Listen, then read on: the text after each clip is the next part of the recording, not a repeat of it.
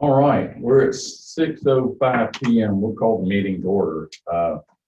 And for my trusty sidekick IT gentleman there, Mr. Chris, it looks to me like we are recording, Chris. So if anything goes awry, or if you see somebody waiting in the waiting room, if I don't catch them, please let me know on that. We have, again, two commissioners present with us tonight, Commissioners Doster and Strickland. All three others are on board here. I see them via Zoom and our council. So with that, we'll get started. Our first order of business is going to be the approval of minutes from August 3rd, 2020. And each of the commissioners should have a copy of all of that. All were present. So all we're looking for is a motion to approve those as submitted. So moved, Chairman.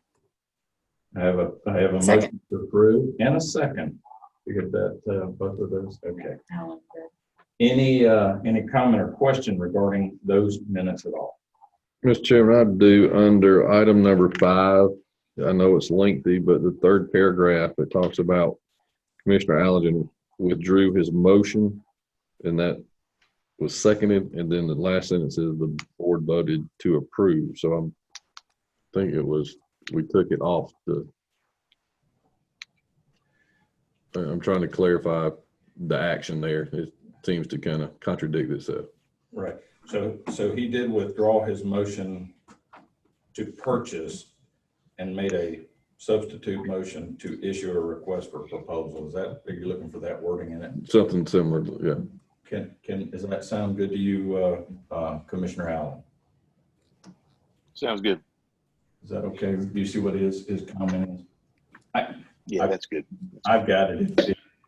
Okay. Yeah. It'll just be a small addition to that section of the minutes. I can take care of that, or we can get.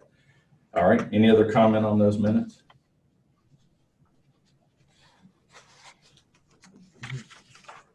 All right. With that, we'll start with Commissioner Allen. Yes. Yes. That was yes. Yes. Okay. Yes. Yes. All right. Very good.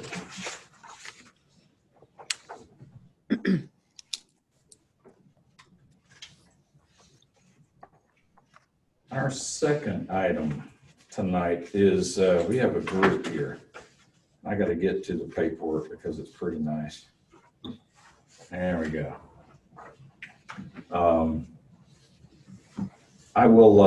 What I'll do is I'm going to yield to Susan Goldman. I know you're on. And what I'll do is allow you to share with the folks that are here tonight the accomplishments. We have a proclamation. It's a short proclamation. We'll read it. And we actually have a couple here that are present, and I'm going to actually take the opportunity to present those two. But Susan, if you would, just tell us a little bit about this group. Is that okay? Yes, sir.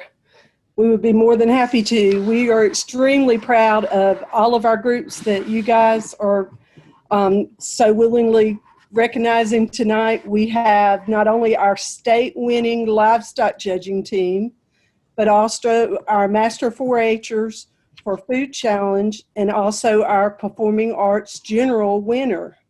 So first of all, if we could, we would like to say a little bit about our state-winning livestock judging team. They were coached by Sarah Holmes, and the members are, we've got with us tonight, I believe, in the audience, we've got not only Emily Strickland, who was the high scorer for the competition, for the entire competition. So that was awesome. And her brother, Robert, her brother, Robert Strickland, is also there in the audience.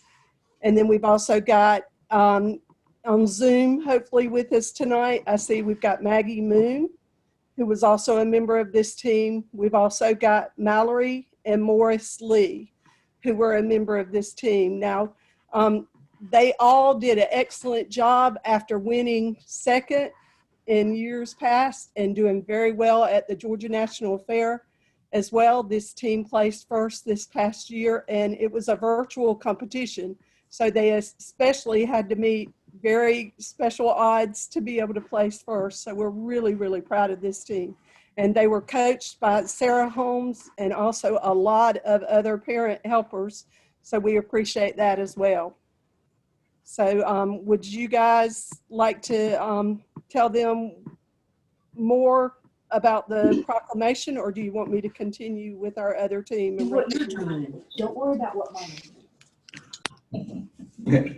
Well, and let me just share with you, I know Carol Knight just joined us, and I thank Carol for being here.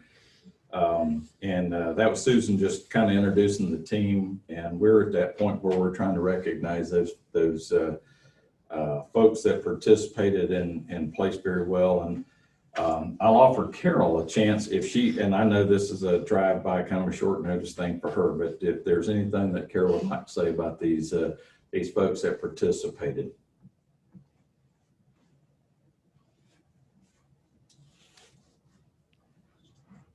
There she, I see her. All right, well, I tell you what. Go ahead. Can you hear me? I can, I think they can. Can you hear me? Yes. Can you hear me, John? Okay. Okay, so we're really proud of these 4-H'ers and their achievements. We're recognizing the great things that they've done this year. They are pretty good. And I tell you what, each year that I've been here, it seems like this is an annual event. We appreciate not just the participation, but the level that they participate at. So I'm sorry, I finished the sentence with a preposition. Somebody will chastise me for that, but I appreciate all that they have done. And what I'd like to do is this, and for all of those that I mentioned your names, the students and the participants, we appreciate all that you do. Appreciate y'all being involved, and I especially want you to know how proud we are that you didn't let COVID-19 keep you from doing what it is you do. So I would like to read very quickly this proclamation, and I have a copy for each member that the board has offered, and we'll present here locally for the 2 members that are here. We will take a minute and just recognize them and allow them to receive these. But let me read it real quick. It reads very well, and I want to make sure we give them the credit here. Whereas this is a proclamation, by the way, for the Madison County 4-H Club. Whereas the Madison County 4-H program is befitting the county status as an agricultural leader, one of Madison County's brightest points of pride. And whereas the Madison County 4-H Food Challenge team, which consists of Alyssa Goldman, Kaylee Goldman, Parker Varnado, and Tiger Rupers, coached by National LifeSmart Outreach Coordinator Cheryl Varnado, recently achieved the Master 4-H Awards of winning at the state contest and continuing on to the National Great American Seafood Contest, where they placed 4th. And whereas the Madison County 4-H Junior Livestock Judging Team, consisting of Emily Strickland, Robert Strickland, Mallory Lee, Morris Lee, and Maggie Moon, coached by Madison County Middle School teacher Sarah Holmes, recently placed 1st in the state, with Emily Strickland winning as high individual in the state virtual contest. Whereas Madison County 4-H Parker Varnado recently won the state 4-H project achievement contest for performing arts general, earning a Master 4-H award and winning the right to represent Georgia 4-H at the National 4-H Congress in November 2020. And whereas these outstanding accomplishments befit Madison County's rank as Georgia's top agricultural county and continue its proud tradition of excellence in youth achievement. Now, there Therefore be it resolved that the Board of Commissioners of Madison County hereby congratulates these dedicated team members and coaches and expresses its sincere appreciation for their hard work and commitment. This is so resolved by the Madison County Board of Commissioners on this 31st day of August, 2020. I thank you all for participating and for all of your efforts and achievement. We're certainly proud of you. I'm going to take a minute here. Yeah, that's right.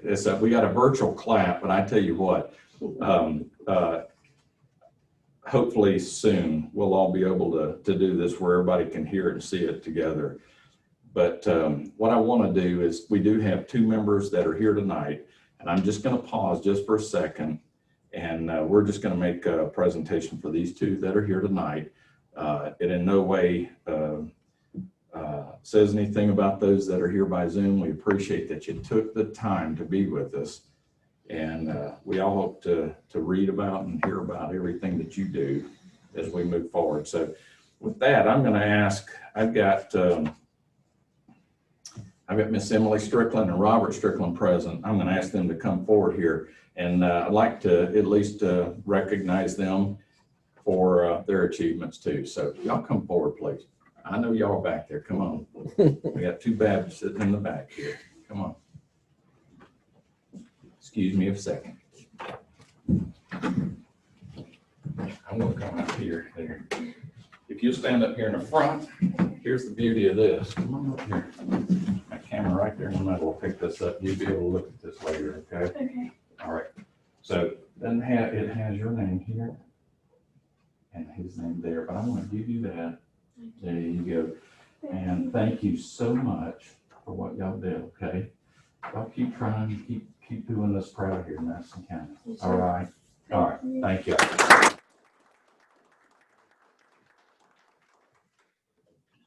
Y'all can't tell, those are mine. That's right. Yeah. All right. Now.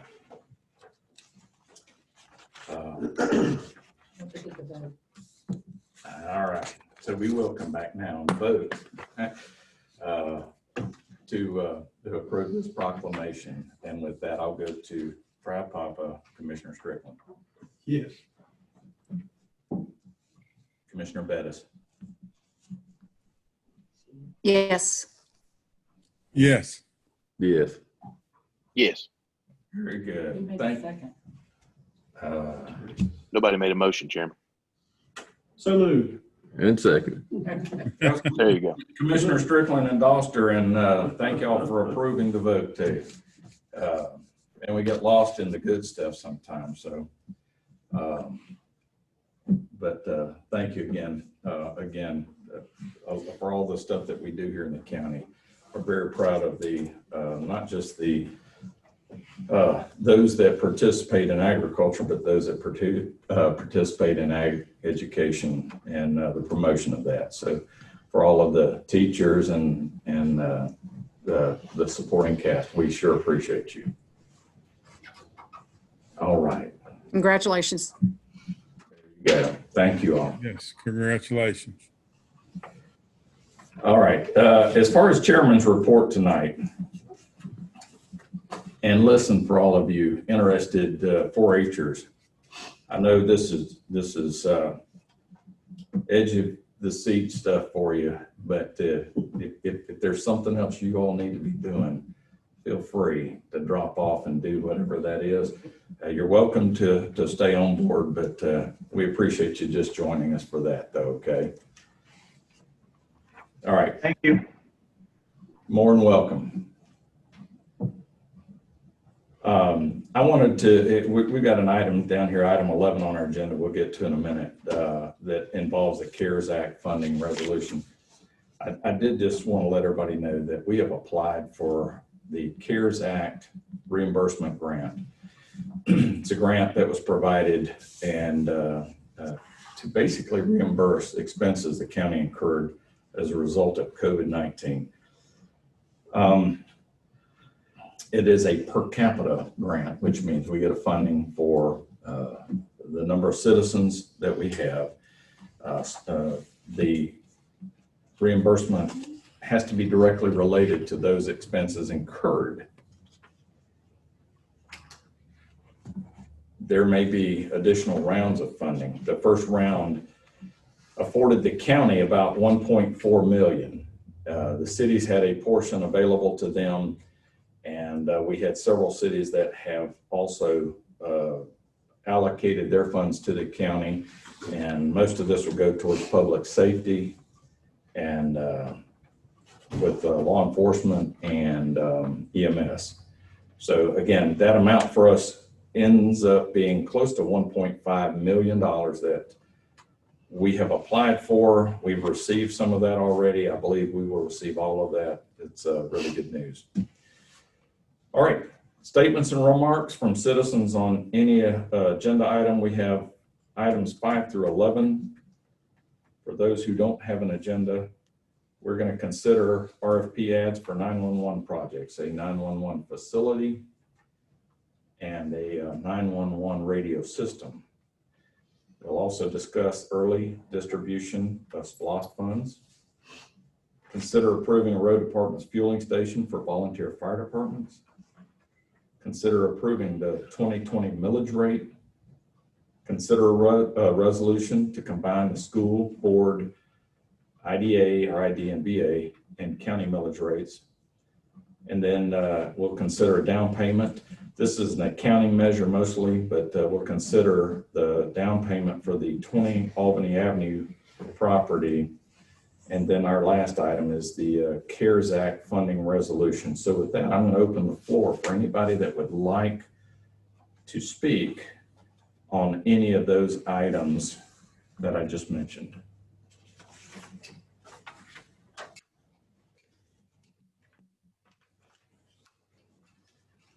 Mr. McDuffie. Good evening, Mr. Chairman, Commissioners, staff, and everyone else online as well. I'm Butch McDuffie. I'm the chief of the Shiloh Volunteer Fire Department here in North Central Madison County.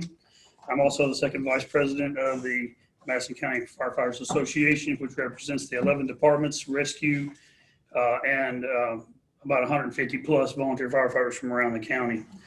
Two things I'd like to speak to is item number 5 and number 6. Number 6 and number 7, support for the early distribution of SPLOST funds. The opportunity for our departments to get access to those funds is very beneficial to us, and we appreciate the county looking into this and looking at that as an option. Some departments may need the funds now, some departments may not, but I know that there are several other chiefs I've talked to would like to be able to acquire some equipment as soon as possible, because as you all know, our volunteer fire departments are very challenged with the funding we received today. I'm saying we appreciate everything we get from you guys and from our citizens, but the need is always there to make things better for the fire protection of our community. So I would support that. I know some of our other chiefs would support that as well. As far as item number 7, considering the fire department's use of the fueling station, we did quite a bit of research on that. I sent some information back to you guys via email and answered some of the questions that we had for that. We only had 2 departments, Shiloh and Pocatello, that actually said they'd like to do that right now. And so we'd like you guys to please consider that. But we would like to make sure that we leave that option open to the other departments as well. Some departments, it just doesn't make sense, to come from Carlton or from Comer to get fuel or whatever. But for us in Shiloh, it's only a few miles farther than what we were going to get fuel in Isla. So it makes good sense to us, and we think that there is a significant amount of savings we can do that for our departments over the cost of a year with that type of stuff. And so we would support that if you guys would consider that as well. I know you said item 11 was your last one, but let me throw while I'm here, item number 12, the road updates. The folks in the Shiloh community would like to thank you, staff, everyone that was involved in getting Jones Chapel Shiloh Road widened through the safety project last year and then repaved in the last couple of weeks. It makes a huge difference for our community, and especially for our fire department and our fire responses going down that road in the middle of the night, making it almost 4 foot wider, I believe is what it is. So it's much nicer these days. So thank you all for everything you do for our county. All right. Thank you, Bud. Appreciate it. Anybody else that'd like to speak on those items?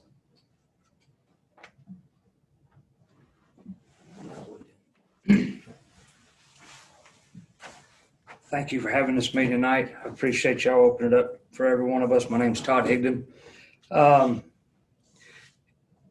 Just a bit of information going forward.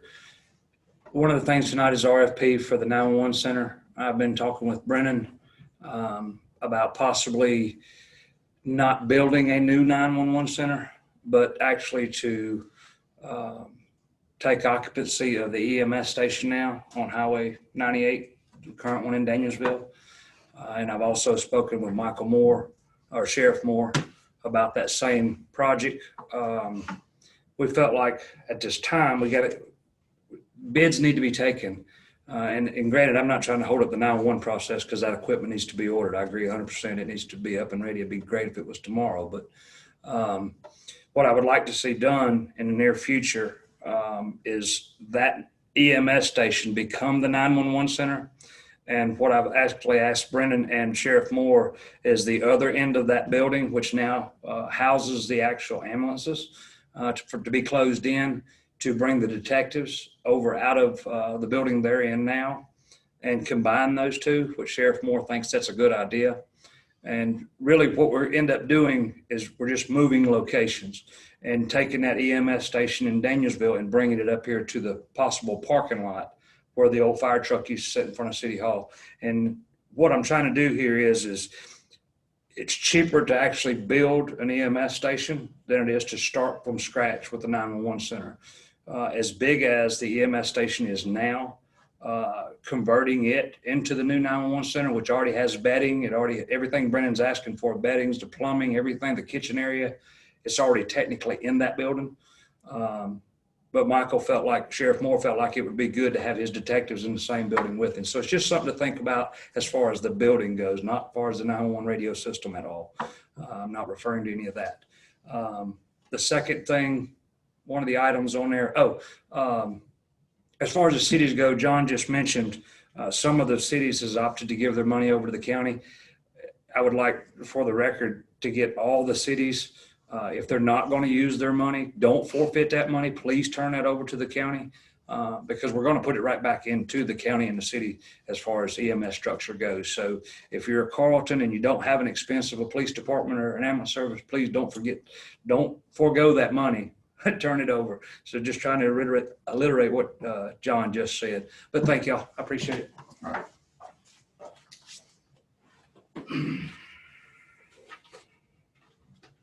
All right. Anybody else?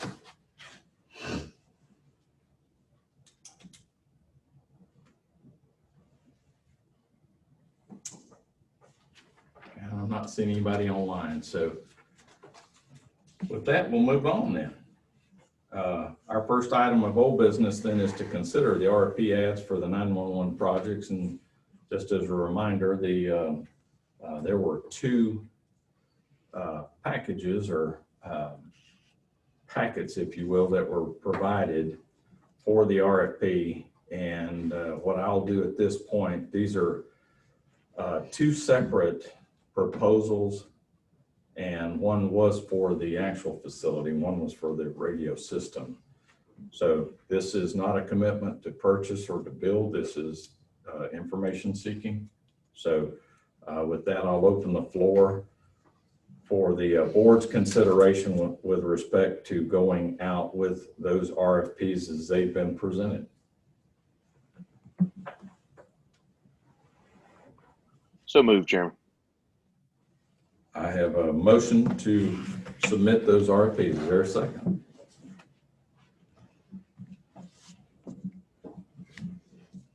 I'll second it for the sake of conversation. I have a second. All right. And with that, we'll converse. It was my understanding that we didn't have to take a motion to release them. I guess that's a prerogative of the board, but under our purchasing policies, we don't typically seek guidance prior to issuing those documentations. Now, the purchasing policy requires, purchases and the contract administration part of it to come back. So I guess it's either a point of order, and then, if there's a conversation that's going on with our sheriff's office, then I think the sheriff should be here having that conversation as well. And then the other consideration is if there's a change in the wind, if you would, I mean, lack of better terminology, then has fire department, EMA, I mean, what grouping of people have been involved with any additional discussion? So I'm a little Does anybody taken back, I guess. Right. So as was presented, just again, to bring everybody up to speed, as was presented at our last meeting, Cap Barrett actually presented a plan or a proposal. It was later refined and actually provided to our commissioners. And the discussion at that point did not involve any move. So this is a subsequent, what was just presented was a subsequent conversation. This was presented as a standalone building. This was presented as a standalone or a new purchase for the radio system. He asked the commissioners to permit a request to go out for bid, and the package was provided to again each commissioner. It was a and not to necessarily compare the first effort with the one that was provided to the commissioners, but the last one was a much more thorough effort. But again, to the point of order question, there is no requirement that the board vote necessarily to go out. That was a consensus opinion, I believe, that all commissioners said, we'll talk about it at this meeting and then we'll present that. And if they're okay with what they saw by way of that packet, then they would go out for this this proposal. So that's what we have right now. Now, when that returns, it would be considered yet again by the board. Whatever vendor, whatever contractor would submit a proposal would be considered. So I don't know that there's been any commitment other than the decision to actually collect the information. So if any commissioner sees it any other way, please let me know so that we're all clear on what the actual requirement is tonight. Tonight is more of again, you're correct. Our purchasing policy does not require a vote to go out for proposal. To my knowledge, I would yield to our counsel on that, but I don't believe it does. That's correct, Mr. Chairman. On something of this size and a project that's not routine, it's sort of been custom, I think. Of course, the sheriff could have just put this out, but it would probably serve him best to make sure that, or at least give you an opportunity to discuss any objections you might have to the way he's putting it out before he does so that when he comes back with the actual proposals, you won't be, having to go back and question, how did you put it out for proposal? We'll have got that out of the way and we'll just be looking at the proposals themselves. Okay. Just for clarity, if, which we've already approved this, but if we send this out, then we really don't have any monetary funds that we're putting into this. This is just a proposal out there that would come back, and then that would have to be acted upon to approve. Correct? That's correct. All right. So which I'm very interested in understanding, if Michael has decided that he's changing course, then that needs to be brought up and needs to be done as soon as possible so that we understand that, because that's going to be a whole new set of circumstances to look at with an estimates and an RPF or whatever, I would suppose. But I guess given the information we were given, I don't really have a problem with sending out this RPF other than the chance we're just wasting our time. And just for your clarification too, then, to my knowledge, I haven't had a conversation. I'm not aware of any change on the sheriff's part. But again, you're not out anything. The board's not out anything.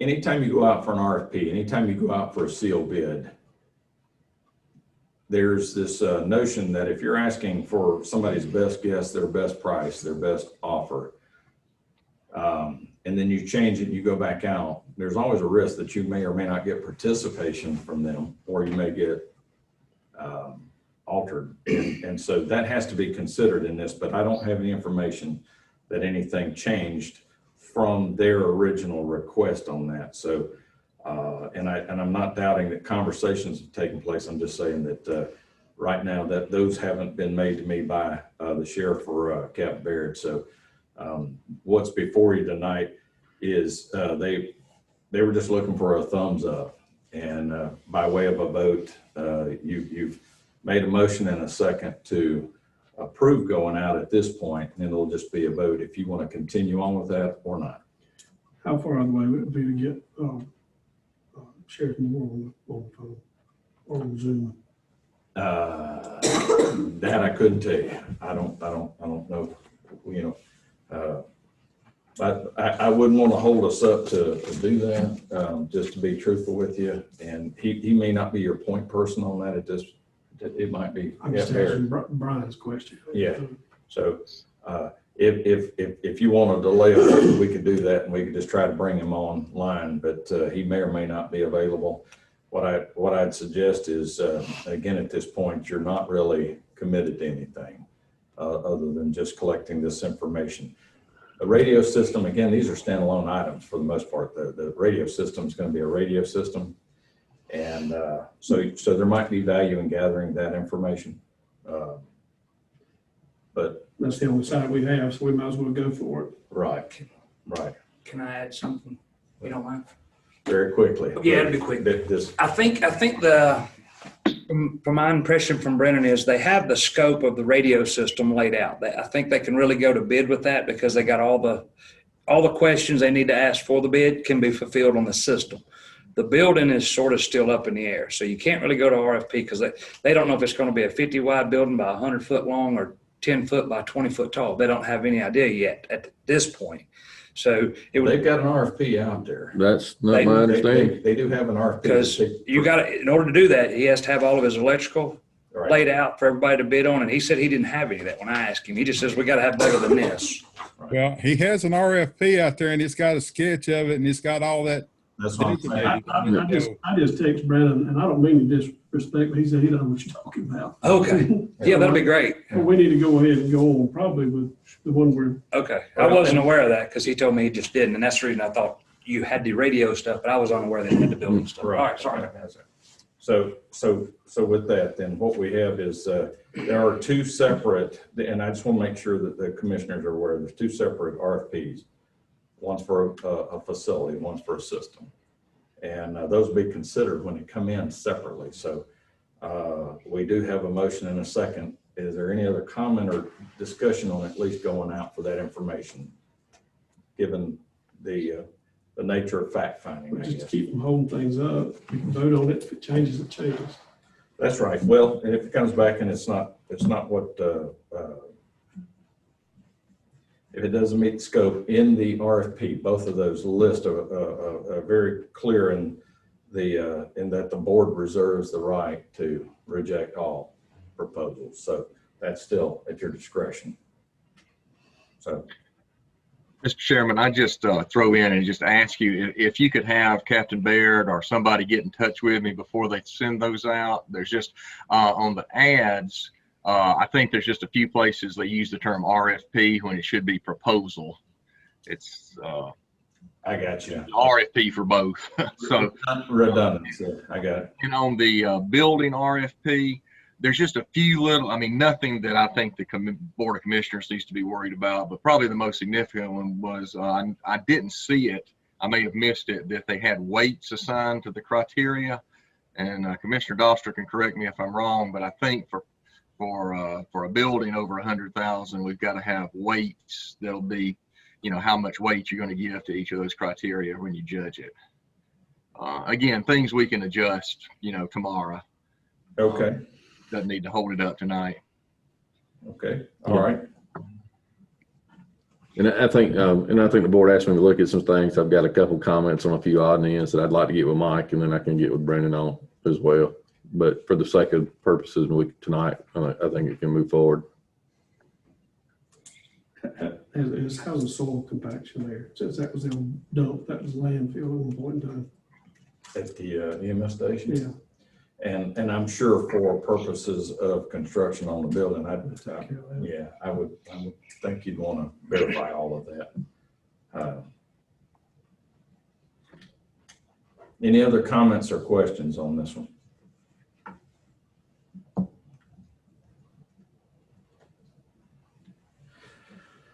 All right, to the vote. The vote is to Commissioner Allen. Yes. Yes. Yes. Yes. Yes. All right. We'll move forward with the RFPs then and allow the aforementioned conversations to take place if they need to before it physically goes out. Okay. Next item is to discuss early distribution of SPLOST funds. So this is we've got it on our agenda as a discussion item. I've talked with several of you, and what I want to make sure of is this may or may not need to, I don't know personally that it needs to be an item that you would have to vote on as policy. This is just your plan moving forward, much like the 2014 SPLOST had a provision in there to advance fire departments a percentage of projected funds early. So there are items that I know we've talked about in the past that the board had consented or had there was consensus at least to advance 60% to the fire departments. Commissioner Doster, and I believe you forwarded this to each member. So he actually took what some of the initial comments that the county clerk and we had looked at several things, and Commissioner Doster actually applied a little bit more fidelity and a little bit more conversation to it. And I would use that as a starting point. But again, I guess what I'm just encouraging you to do is understand that this is not necessarily restricted to a bond. This is all of your 2020 SPLOST. So there may be reasons that you want to hold or reserve your opinion on a project as they may appear in the future, as opposed to just setting in stone what the policy will be for everything. We certainly don't know how things will work from year to year, but you do know on some of them, as Butch McDuffie had mentioned earlier about, we do know that there are needs within our fire service. And so with that, what I'll do is open up the floor, and if there are any additions, deletions, or whatever to what the board has agreed to, or what you see in Commissioner Doster's plan, please feel free to add that at this point. It's not, I guess what I'm saying, it's not necessarily something you need to vote on, but if you want to add clarity to the plan moving forward, that'd be certainly welcome tonight.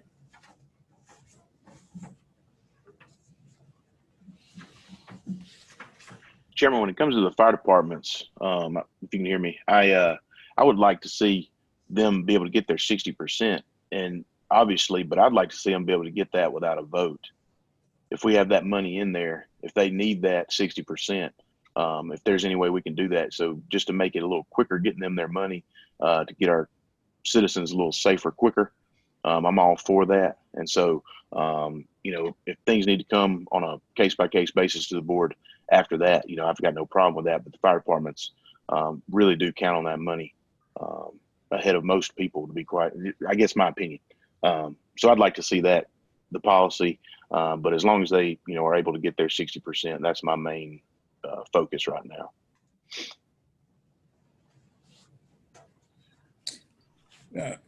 I Mr. guess Chairman, well, I'm sorry, I was just going to throw in on that. I think that actually there's not a transfer.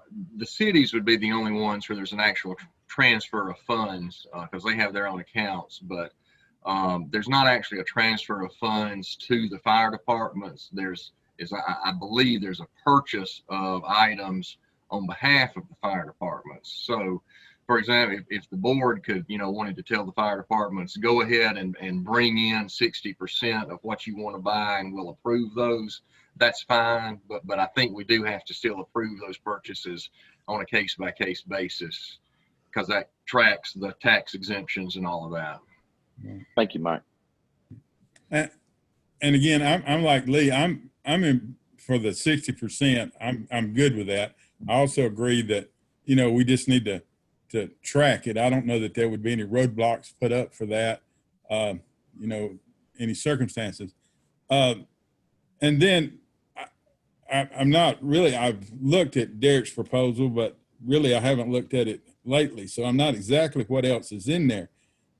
But also, I think that we could sort of across the board use that same logic that, 60% or whatever percentage it was, I guess that Derek came up with, use something like that. But there's always that ability for somebody to come to us on a case-by-case basis that needs more than that, due to whatever circumstances are going on. Like, it's an immediate thing that needs to be done to keep this project done, or it might be the rec department because of what all's going on up there for the splash pad, to make sure all that works in concert with the Rotary Club, efforts and those kind of things. So I think it ought to be one of those things where they can come just in sort of detail. This is why we need, more of that percentage and do that. And it's going to complicate matters a little bit, but I think that's going to be the prudent way to handle that, and it's not so much written in stone, but, everybody sort of has the equal chance based on what we see the money as it's flowing in to go ahead and get part of that. So, that's sort of where I stand. And I'm not exactly sure what all of Derek's proposal was. I sort of remember some of that, the percentage, but I don't, again, I don't have it completely in my mind, but that's really where my thinking's at, is to try to make it sort of a uniform across there. Everybody can sort of come and feel sort of assured that they're going to get this amount, but, we can do the case by case, Matt.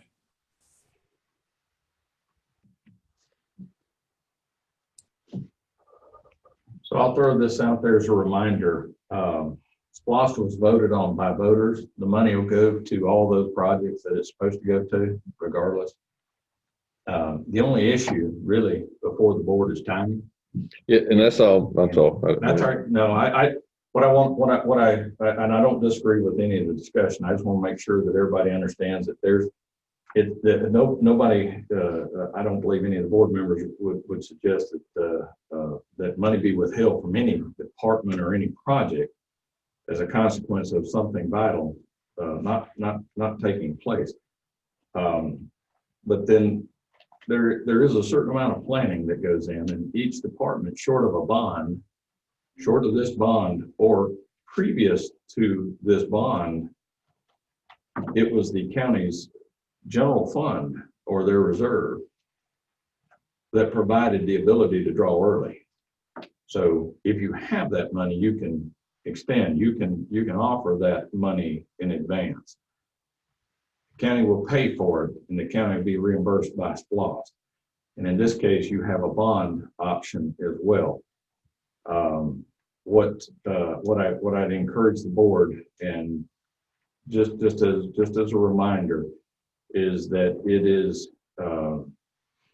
is extremely important that those services that have a vital, pending and pressing need have the opportunity to make their case to the board for that money.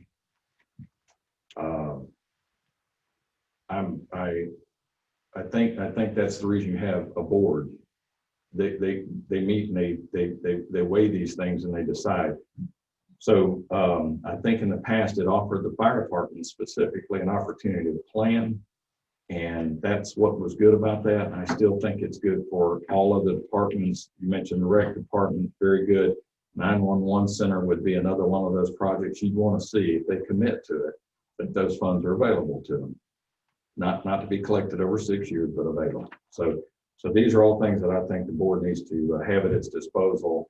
I don't think any of what I see in Commissioner Doster's proposal or his plan here, that doesn't preclude any of that. It's just, it's keeping options available to you as you need them. Yeah, I mean, that was my intent. It was really just a cash flow opportunity. You know, you could have picked some projects before or after, but you know, we do need to expand the expenditures need to cover all 7 years of the program, or the 6+ years of the program, so we don't find ourselves in a negative cash flow. And I think that's what I was just trying to do, is to, in my mind, at least lay it out in a manner that provide positive cash flow, provided some reserve. So if some project that some unforeseen circumstances came on and we need to make some adjustment, we had that flexibility. But it also gives these departments at least an idea of when we expected those potential expenditures to happen. That way, again, for planning purposes on, just that way everybody will show up on day one asking for their 100% cut. The other thing I'll ask the board too is, if, even though the money that I prorated out over the course of the time frame is, should we, lack of better terminology, should we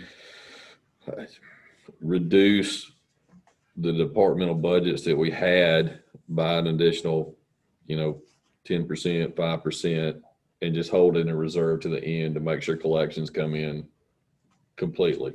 That way, the programs that are at the end of or the projects that are outlined at the end of the last tier or two don't bear the brunt of not getting all the funds.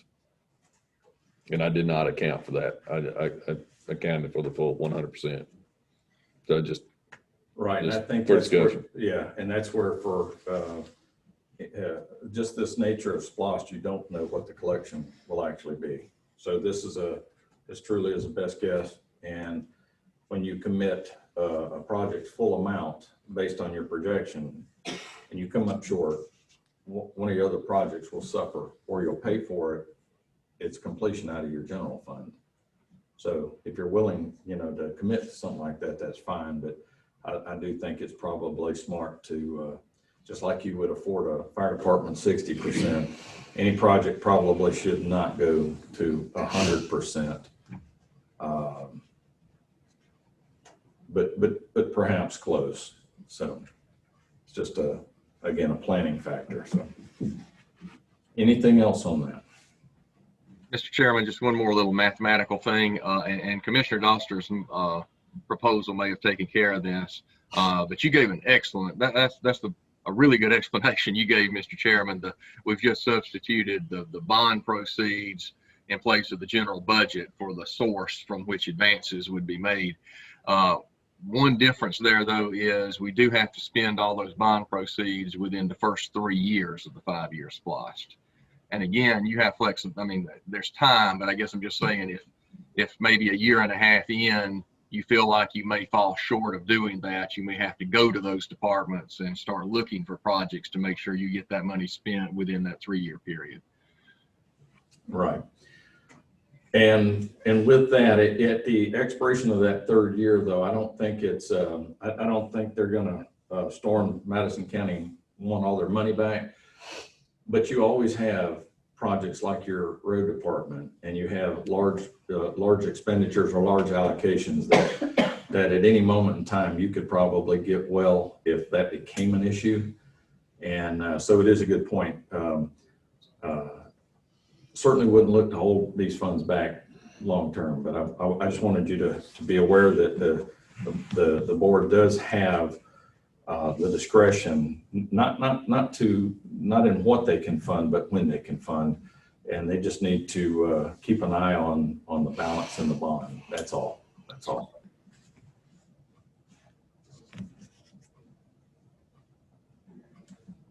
So what I gathered, and I'll try to figure out what I've heard here. I think moving forward with the fire departments, it appears that the board is reasonably comfortable with a 60% advance on those funds as those needs are presented.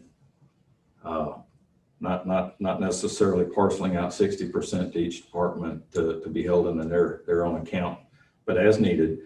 And then for those projects that were identified, that we had a jail project, we had a 911 project, those could be funded almost to its entirety.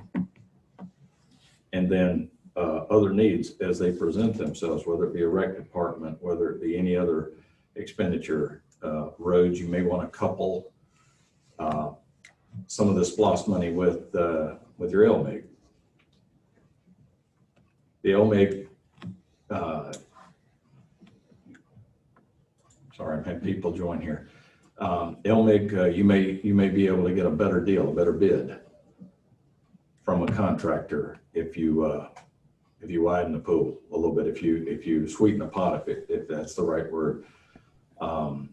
They may not bid on small projects, they may bid on bigger projects. So it may make sense. And again, back to Mike's admonishment of making sure we meet those thresholds throughout the course of this bond. We can do so, but we can do it at a time and place of our choosing. And so any other discussion or any other questions or comments that the commissioners would like to make on that? Again, I don't know that you need to vote on a policy. You all tell me if you feel that's necessary, but I think this is good general guidance. This is captured in our minutes as a matter of record. So should anybody need to refer back to it, that's available to them as well. Okay. Yeah. And I just had one other comment. That was a good thing that you had said there, Chairman, about, like 911, we may not need to use most of the money.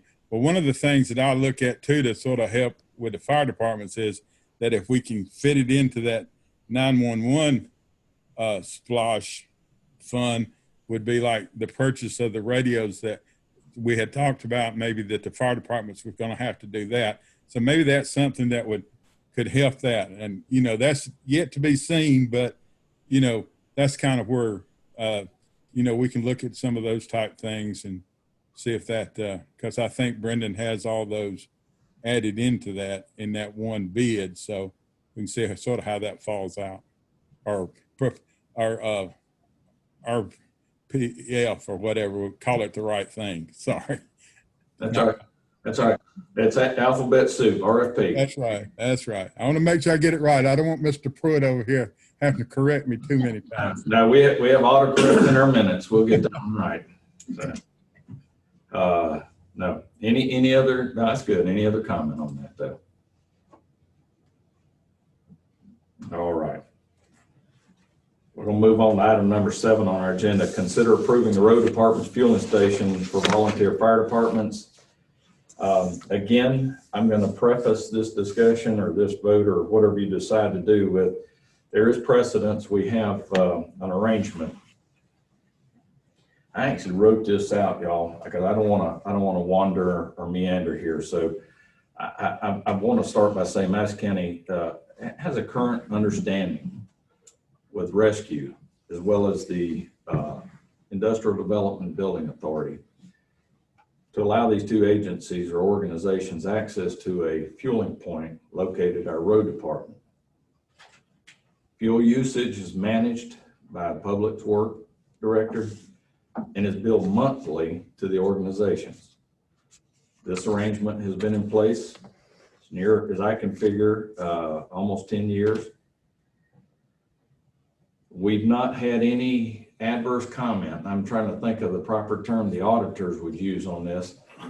When they perform an audit, we've not had any adverse or any comment at all from the auditor. And again, I'd emphasize that fuel is paid for by the organizations in direct support of the county.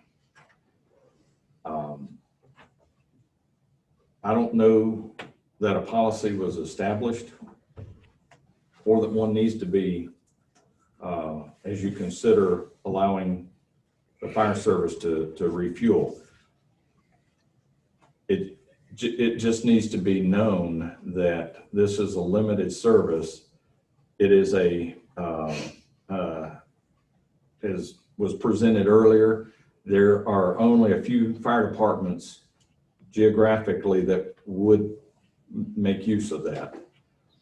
But if you have mutual aid, if you have a lot of fire services, fire departments responding, there's nothing to say it wouldn't be convenient for them to hit that tank on the way back to their station. So this probably needs to be considered as a county-wide operation. I wouldn't single out a department if you're going to do that. And every one of them would have a line item, just like we have for our sheriff's office, for transfer station or whatever. The fuel they use gets charged to that department or that facility. And again, nobody wants to say it out loud, but should there ever be an issue, a problem, an infraction, be the board's prerogative to go back and revisit that arrangement. Mr. Chairman, can you explain the mechanics of that for the people that don't know the fob? Oh, yeah. So as far as just physical refueling, for those that may or may not be aware of it, we track all different departments by the individual key for that vehicle. It has a mechanical fob that is inserted. It is tied to an employee number. So you know who's getting fuel, and it's a spreadsheet that denotes time, amount, everything.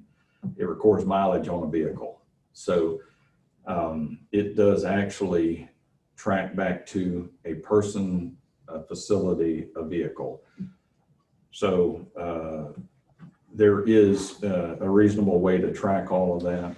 And again, it's one of those things that I know we want to help our departments and we want to help our folks here. We have to be careful that we abide by whatever regulations are out there. But I would share with you that I don't see this as being a different circumstance than what exists with rescue right now. And should it be in the future, then it would have to be addressed that way. We've seen regulations change, but until that time, again, I'm throwing this out there that I don't know that this would require a vote as much as it would a consensus or just your acknowledgement that they're using that system. And we'll work that through finance and through public works. I'll open the floor for the discussion there. Well, I'm believe that we ought to open it up, all the departments. Some of them may not use it now. Like you say, they may not use it very often, but I think we ought to put it in place that any department can use it, and then, go from there, because it sounds like there are at least two that really want to use it at this point. And there'll probably be others that may, especially at different times, may take advantage of it. I know some of the reasons why some of them won't be using it is just because they track it themselves through their own bank cards, and I don't know whether they really realize what the savings would be. So there might be some more that would change later on, but I think it would be the thing to do. I would say no vote on that and just say it works until it doesn't work anymore. Okay. And I don't know if you heard that. That was Commissioner Strickland just saying that he supports the notion of of doing it until, if and until there was an issue with it. And again, that just may be a single fire department that would be eliminated from participation if that ever became an issue. If you don't want to, penalize them all. So, but not necessarily, in his words, not necessarily requiring a vote. So, and I'm only relaying that. I don't know if the audio is good and you can hear him or not. So, And for clarity for the public, I think the intent, and remind me if I'm, or tell me if I'm incorrect, but the intent would be what I would call the big red trucks or the government tagged vehicles that are on the lease purchase. I mean, it's not individual vehicle. correct. Many vehicles in the county, especially those that have been purchased in the last, 4, 5, 6, 7 years, as they're registered, they all receive county registration or county tags on their vehicles. I'm not just saying in Madison County. I think we all either have that or in God we trust, but I'm talking about it as a designated county vehicle. So this is not for personal use. Obviously, this is for those vehicles, and again, it's tracked. If you see 50 or 60 gallons of fuel, I doubt it's going in anybody's Toyota, but it could be going in 5-gallon cans, but it'll be tagged to an individual as part of the process, and or a department. And you're correct. So this is primarily intended to help those large vehicles that are responding. So. And I suppose, John, that there is only this one key that's managed by the department, correct? Well, they may, if you've got several trucks, they may make it available because they realize that there may be, you've got a number of volunteers that have to respond, and one may or may not have a fob, but there's going to be 1 or 2 associated with a vehicle and a person in that. So. Right. So yeah, I mean, that would be associated. Like I know in Danielsville, we got some keys for some things, and they're in the trucks, but they're also maintained that not just everybody has access, even in the fire department, to those. So, right. That's another surety that the citizens have that, it may not be in every department, but I know in some of the departments it is. That's right.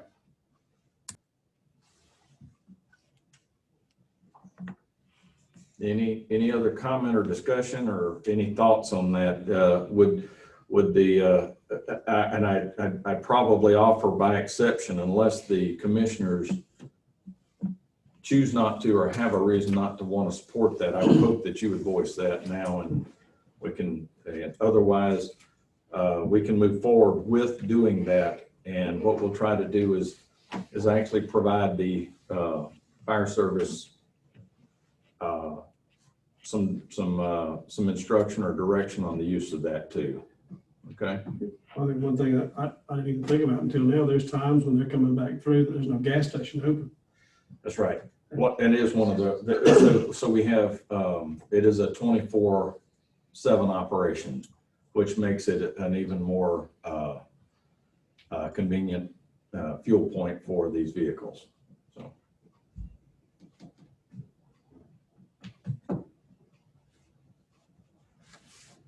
All right. Not hearing anything, so we ready to move on to the next item? Okay.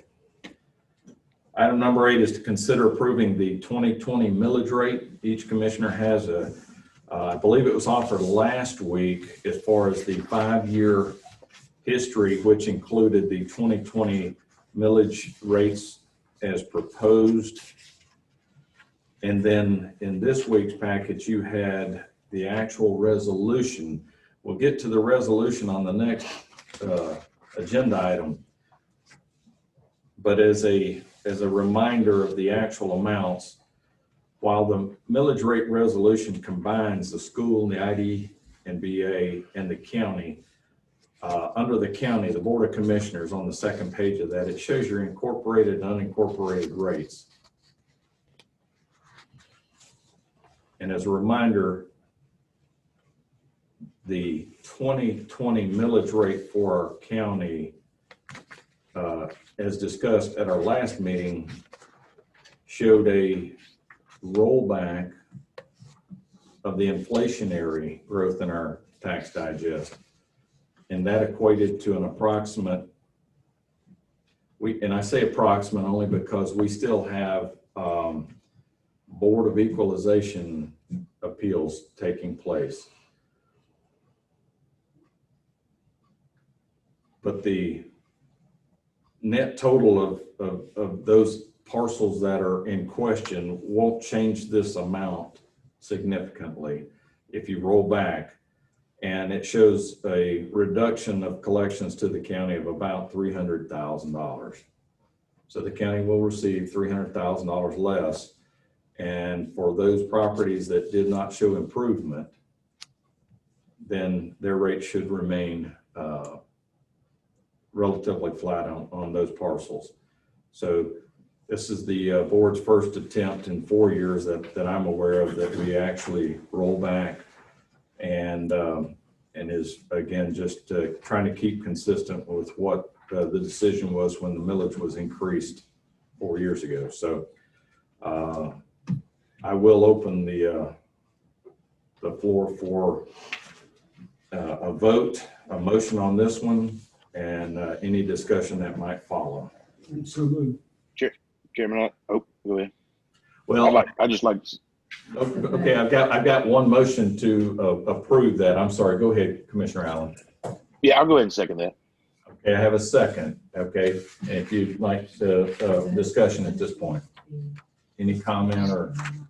Okay. She Yeah, said I change it to the exact amounts, the motion to the exact amounts. Okay, so here and I stand corrected on this. What we'll do on the millage rate at least is the motion will include and we're talking about the net maintenance and operational millage. Yes. So for the incorporated area, the motion to approve is a 14.269 rate, and then the unincorporated is a 12.75. And are you okay with a second on that, Commissioner Allen? Yes, sir. Okay. All right. So we have a motion and second on those two rates. Now I open the floor for the discussion.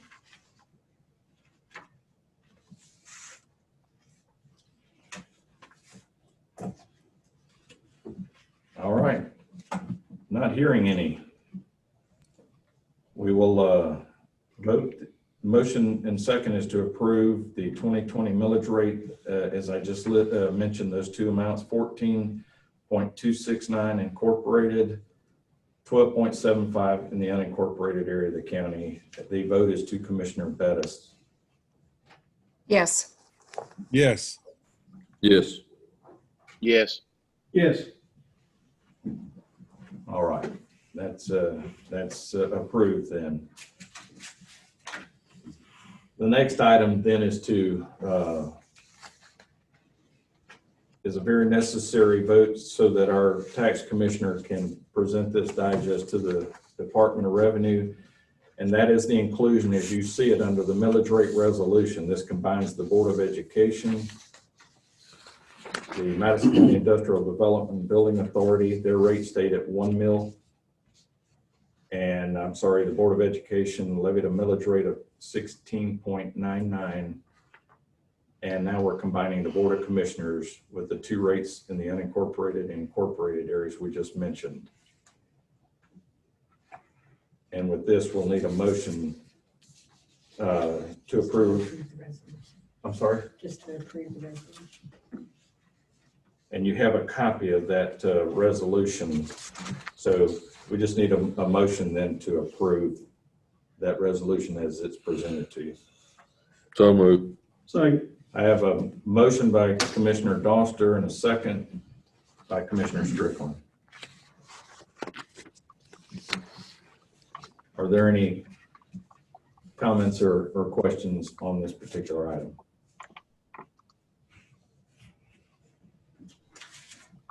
Not hearing any. The vote to approve the resolution is to Commissioner Kirk? Yes. Yes. Yes. Yes. Yes. Thank you. Item number 10. And again, this is we're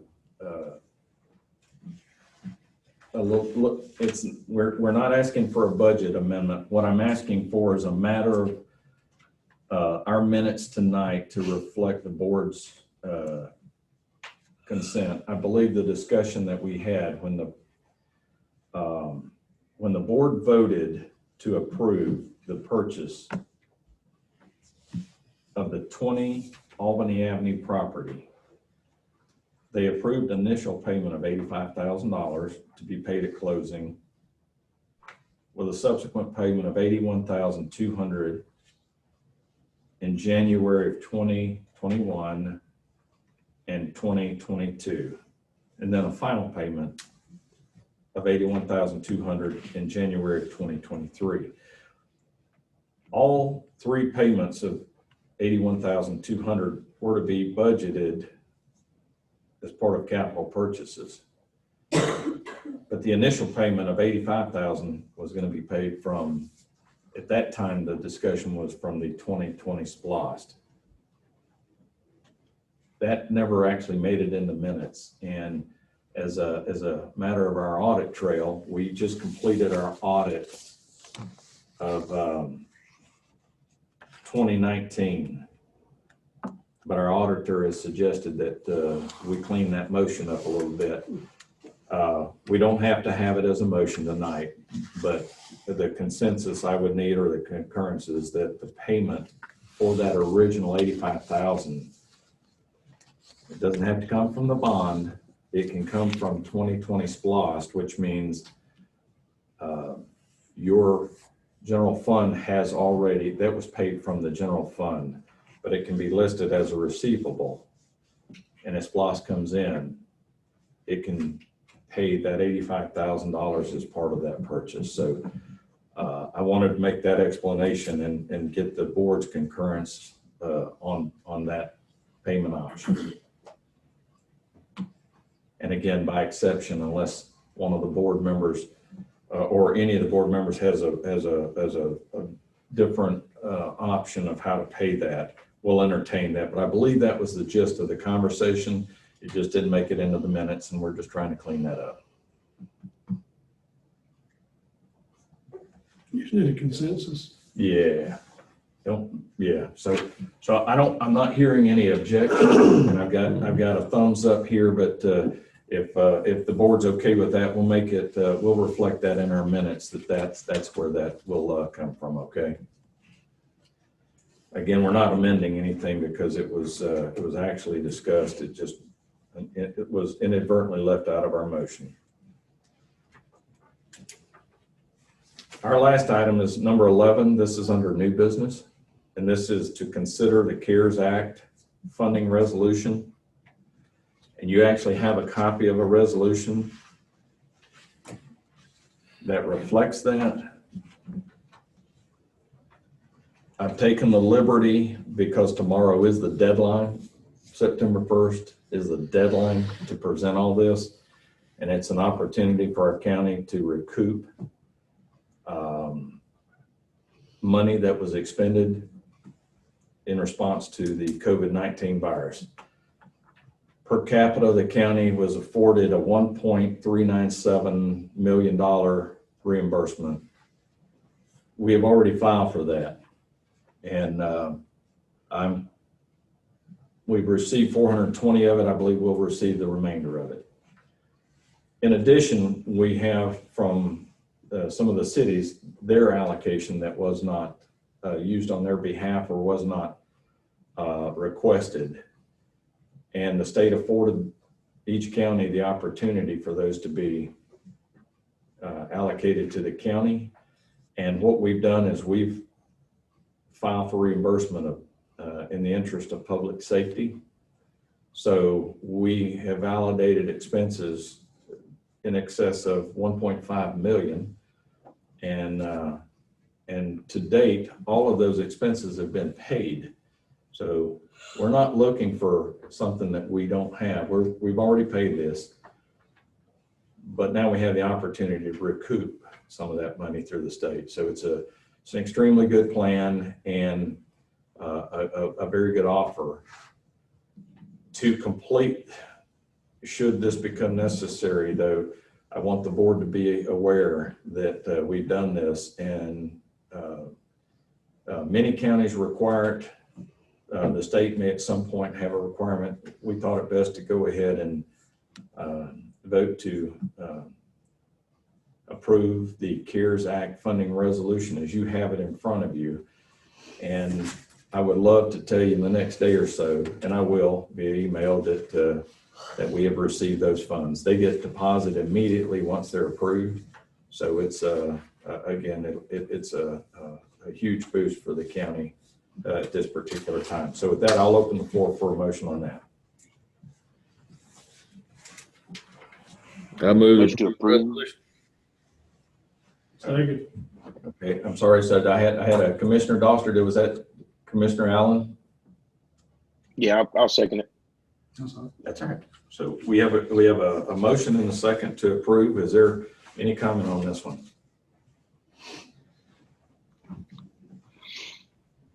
Vote is to Commissioner Doster. Yes. Yes. Yes. Yes. Yes. It's a $1.5 million vote. Thank you.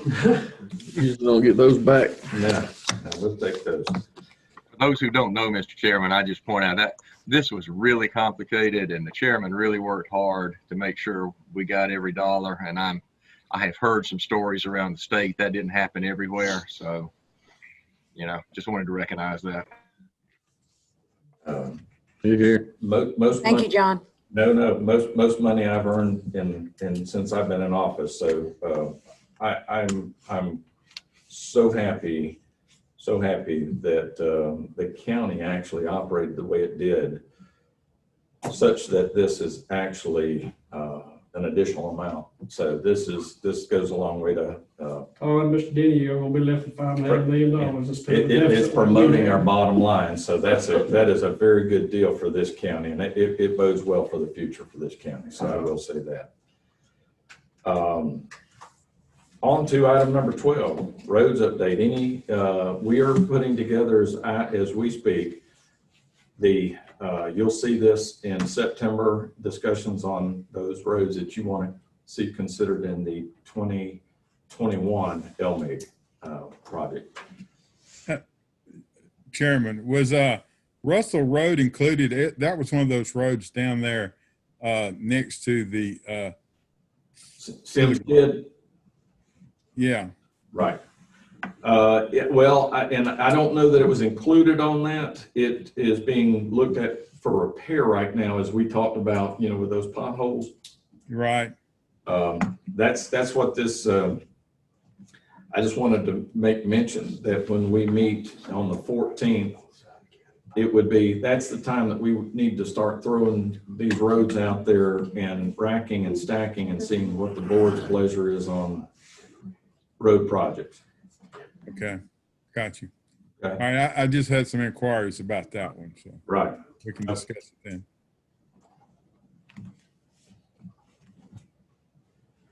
Mr. Chairman, we had some problems on Racetrack Road in Irvin Kurt, and Derek took care of that, but we still have Timberlane up off AC Carey. Irvin Kurt. Yeah. Really? Yeah. What problems on Irvin Kurt? It was ditches.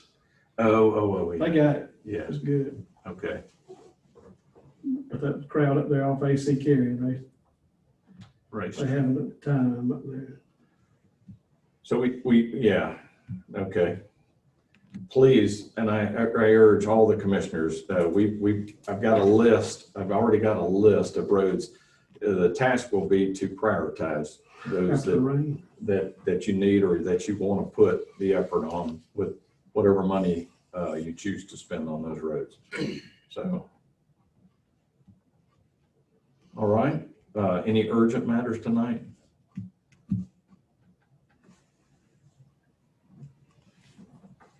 Okay. We are at that point. We'll entertain statements and remarks from citizens. whether, let's see, we've got a few online and a few here tonight. If anybody would like to make a comment, we'll entertain those at this time. And I will ask that we keep them reasonably contained, but at this point, we'll open the floor up for anybody that wants to speak. As far as your road consideration goes, it might be wise to reach out to the fire departments because they travel most of those roads more than anybody else, and ask them to see which ones they're having the most problems with getting their big trucks up and down them. And let them compile a list for you and then maybe sort through it. Because they normally hit back roads that we normally don't. That might be a good idea. We encourage fire departments, law enforcement, EMS, any of them. They you know, they're out there and we'll take them. I don't care who submits it. I mean, we look at, just for the record on roads, we look at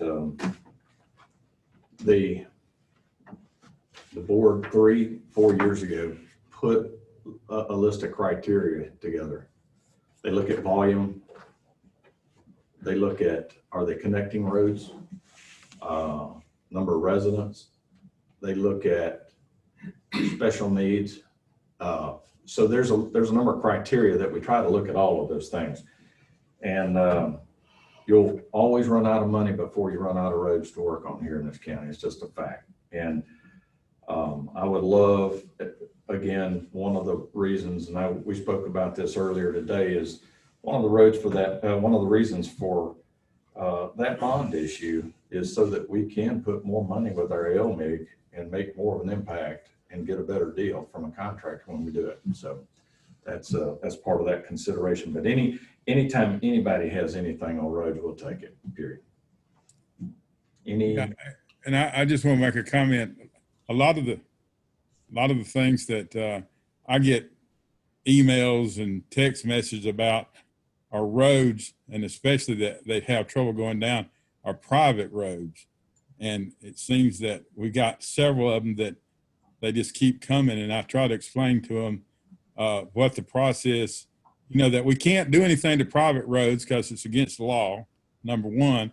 And then I try to explain to them that if they want to get something done as far as getting that road taken into the county, what that process is. But, you know, it just seems that they always have some on the road that don't want to, that like for it to just be private. So that's a real issue, you know, that we deal with a lot, and it's a tough one. And I wish that we could do something on those private roads, but it's just, you know, it's difficult. It is difficult. State has their regulations on maintenance and construction on private property. And I think that was put into place to protect a lot of people. It was to keep government from taking care of their family and friends, and it was also to protect private landowners from losing property or from damage to their property. So, but you're right. There is a lot to be said about that. I got this gentleman right here. Sir, do you want to make a comment or something? I did. Come up there. I'm right here. If you would, just let us know. I don't know you, so if you give me your name. Sure. My name's David Jones. David Jones. And Mr. Jones, we typically ask for an address. Sure. 1115, the Great Friend Cost Road. Okay. Go ahead, Mr. Jones. 2-year residence. We built out there a little over 2 years ago. Can they hear him? So what would be best is if I could ask you, and the only reason is everybody that's joining us here, Sure. they won't be able to hear unless you. Okay. Thank you for the opportunity. I will try to be brief. I have a major concern, which I think is a concern of you all as well as the county as a whole, and that's the internet access here. I've had to do some things because I'm still involved with the company in Charlotte. I'll give you a quick synopsis on why I listen to David Jones. I've been in technology all my career. I built a company, started 20 years ago. We're in 40 cities, nationwide network, some 60 data centers. It's a lot bigger company than I ever would imagine when I started out with hardly any money and living in Athens. We moved to Charlotte. I've hired a new CEO. So I'm not running the company. I'm involved. But what I'm concerned about, and maybe there is one, but I can't dig it out. Is there a strategy for this county? It shouldn't be news to anyone with COVID and everything that's going on. If we have to shut our schools down, our students are in bad shape. I mean, I know where I am. I have to have two systems, Verizon and HughesNet, AT&T's broadband, Verizon and HughesNet, in order to have sometimes even 3 megs. And it takes me, if I'm on a lot of Zoom calls, WebEx, et cetera, typically I have to start those calls 15 minutes in advance in order for my signal to lock in. So all I'm saying to you is I'm very familiar with building networks. I'm very familiar with Paladin Wireless up in Royston, with what they're doing in Oglethorpe County, what they're doing in all the counties now starting to take the bull by the horns. And if Madison doesn't do something, we're going to be a donut hole. Everybody else is going to have an infrastructure, which means what? Business goes on the other side of 72. They're going to have Paladin, Oglethorpe's going to have a tower right in Hull. So they're going to attract businesses there. The second thing is our county, and I grew up on a farm in Virginia with tobacco farm as opposed to cattle and chickens. But every farmer today has to have some form of internet access. Chicken houses get shut down if they don't have internet access. Mm-hmm. So it's not something that says it's a nice to have. As we go forward, it's a must have. And I will lay out to you, and I don't pretend to be the smartest guy in the world. I've built some big companies. I would be happy to lay myself out to the commissioners and try to help you come up with a strategy. If it's an RFP, which it probably would be, happy to try to help pull that together. I'm invested in a couple of fixed wireless companies, one in Charlotte and one in Virginia. One in North Carolina, one in Virginia, only because I'm connected to them. So, and when I started my company, I didn't have much money. I'm not saying this to impress you, but I'm telling you, I just had to approve a capital project for $74 million to add a new data center in Portland, Oregon. So the money is out there. But if we don't do something to try to find the money, we won't find the money and it'll go somewhere else. So I don't know what visibility we have, and Teresa Bettis and I have talked about this a bit. Obviously, it's a big deal. Speaking for you, Teresa, it's a big deal to her as a principal of a school, scared to death. If we have to send our kids home, well, your kids, I don't know if you're in the incorporated towns or not, but it's a bad situation. Booger Hill Road, what do you think? And Absolutely, Dave. I appreciate you coming out. I brought you out, 2 years ago, yeah. I believe it was, yeah. To initiate some discussion about this. And now that we're a 1-to-1 county, that means every child has a device. And if there is a shutdown, then they have a device, which is great, but it won't work if they don't have access to the internet. I'm happy to get involved in however the commission wants to look. Once the commissioners want to look at that, it's a passion of mine. It's not a matter of compensation to me. Mm-hmm. The compensation will be if we find a solution. And I think, Chairman, you probably already know that I took the bull by the horns with one of your friends, Nelson McGinnis, I'm at the point where I said, if the county's not going to do anything, I need to do something. The last point I'll make is not far from where my house is. Once I come up out of the hollow, I can see the water towers in 3 cities. Now, Danielsville has already got transmission equipment on that tower. I'm not sure it's turned up yet. The problem is if we don't do something and get Comer, Colbert as well, they're going to be islands. It's not going to be connected. It's about a network. And fixed wireless will never solve the problem 100% because of people like me and a bottom. I have to put a pole. Anyway, I want to lay that out there because I think if we don't start doing something, we're going to slip. And I don't want to. I love the county. My wife said, I'm so glad that we're here. I'm so glad we're not in Charlotte. I'm so glad we're not in Athens. It's just, you know, and I want to see if I can help. I'm hold myself out to do that. Sorry. Thank you.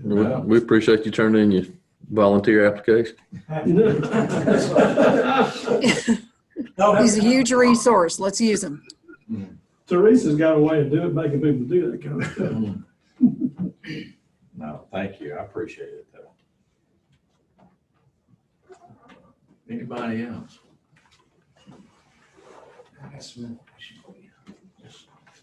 Good evening. Gina Ward, 1709 Wagoners Grove Church Road.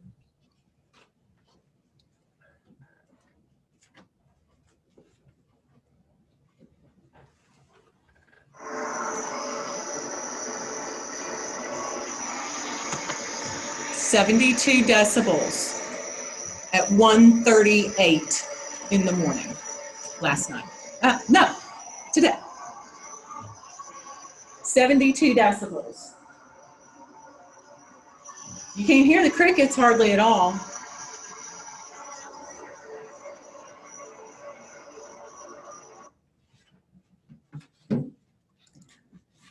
I know the source of that noise.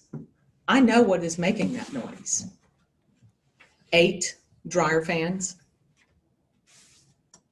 2 induced draft fans, 1 primary and 1 secondary, and distribution fans.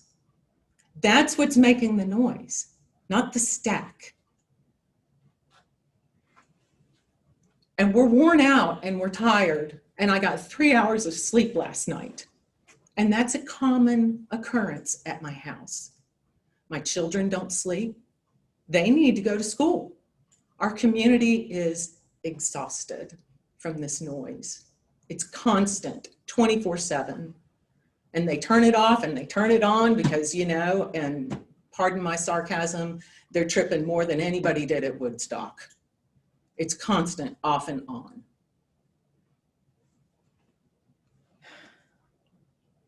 On August 26, 2019, this board amended the noise ordinance. And you told me it was so people would know what to expect.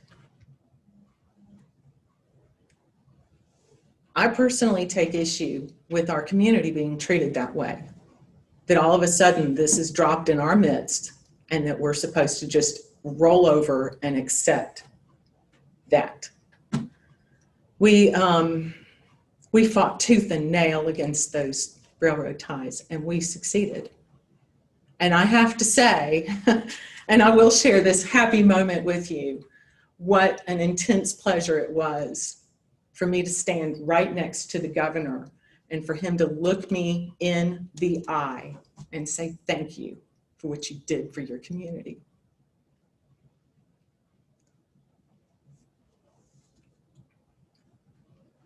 The amendment to the noise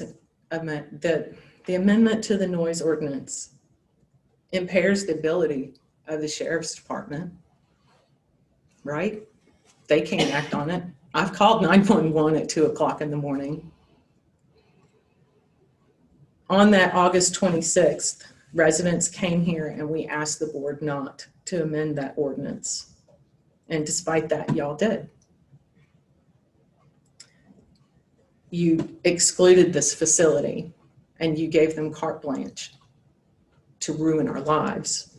And that sounds really dramatic, but when you live with that noise for over a year, 24/7, there are nights when I just go out on my porch and throw everything in my hands off that deck because I'm crazy from it. I've read about Guantanamo Bay. I've read about the Aztec death whistles. Well, here's the new noise torture of 2020. It's called GRP. GRP repeatedly has issued statements regarding their alleged noise mitigation. So why did the members of our community have to keep fighting so hard to have a reasonable quality of life restored to them? I want to be able to go outside at night and look at the stars and not hear what I just played for you. I am requesting that you revisit that noise ordinance. That you rescind it.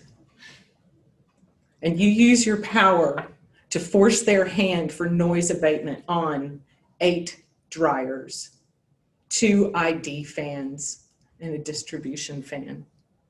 Because in this county, what we have is a facility which has repeatedly proven itself to be a failure to our community and to the county at large. And now I'm asking you, what are you going to do?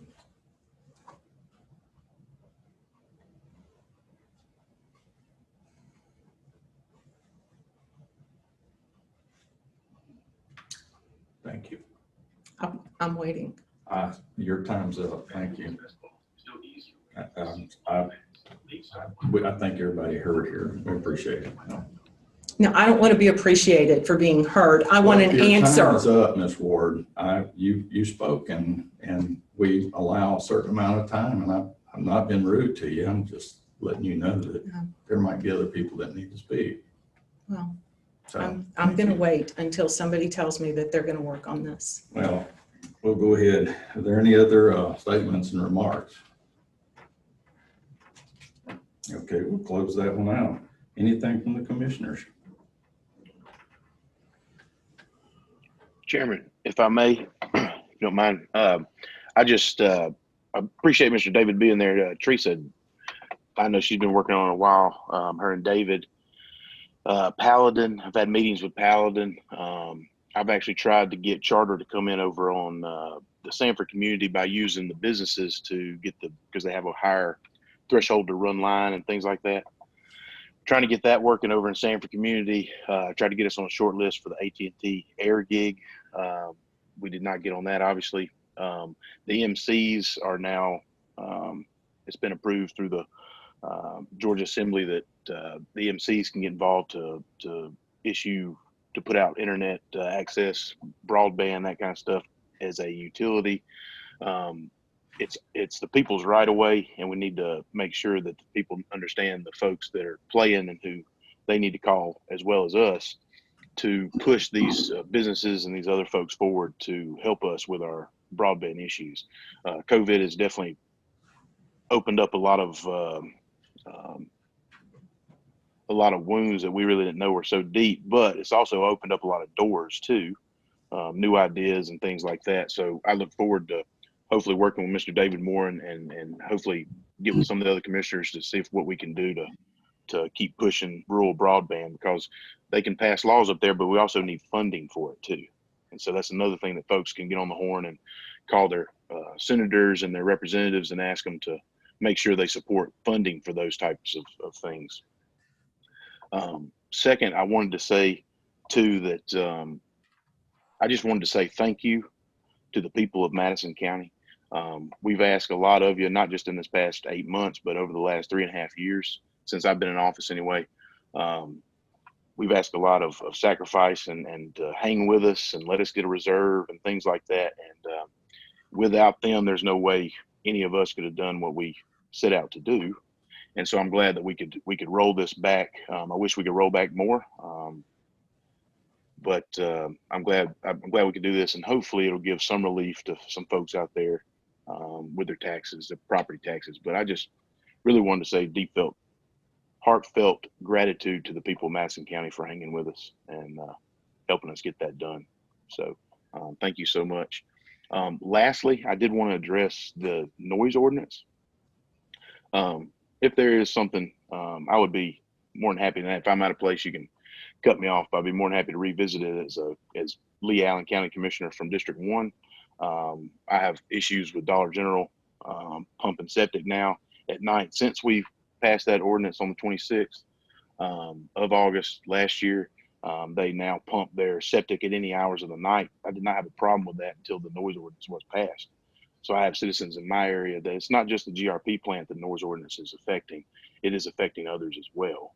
And so it may be something that we might want to look at again. And it's okay to say that we're wrong or things may need to be looked at again. It's okay to do that, in my opinion.